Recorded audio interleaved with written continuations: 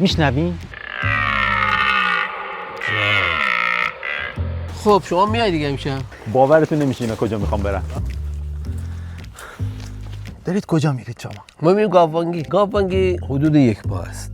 بین اواسط شهریور تا اواسط مهر و تا اواخر مهر هم ادامه داره. زمستون که تموم شد نرها جدا میشن از ماده ها با هم یک گله، نرها با هم جمع میشن میرن جای دیگه. تازه ماده‌ای که میخواد زایمان کنه از گله جدا میشه و مراحل‌ها تا آخر مرداد ماه و حتی تا اواسط شهریور دیگه سراغ ماده ها نمیان مگر نرهای جوانی که با مادرانشون هستن.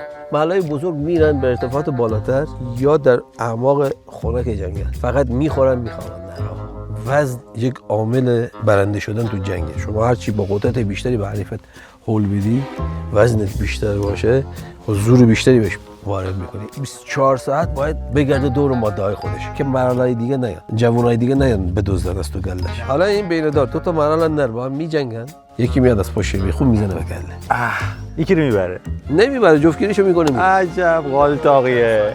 3 ثانیه 1001 1002 1003. بکن جنگل سکوته، ساعت 5-6 صبح هوا داره روشن میشه و شما این صدا رو میشنوی و بعد آره خرامان 2 تا شاخ گنده میبینی. تو این فصل عزیزان ما که به جنگل میان، به کوهستان میان، باید دقت رو داشته باشن که آلودگی صوتی ایجاد نکنن. حالا با ضبط صوت، با باندهای بزرگ. همه ما سوار یک کشتی هستیم. اگر قرار حیات وحش نابود بشه، ما هم راه جز نابودی نداریم.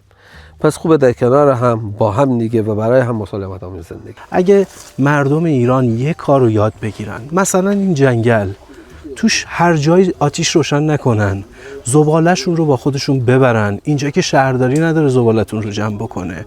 این فرهنگ زبال ریزی رو اگه بتونیم از مردم ایران بگیریم و یک مقدار فرهنگ طبیعت دوستی رو توشون تقویت بکنیم، قطعاً سودش در آینده به خود مردم میرسه. حامی این قسمت لاهیسوله است. لاهیسوله زیربنایی برای ساخت آینده.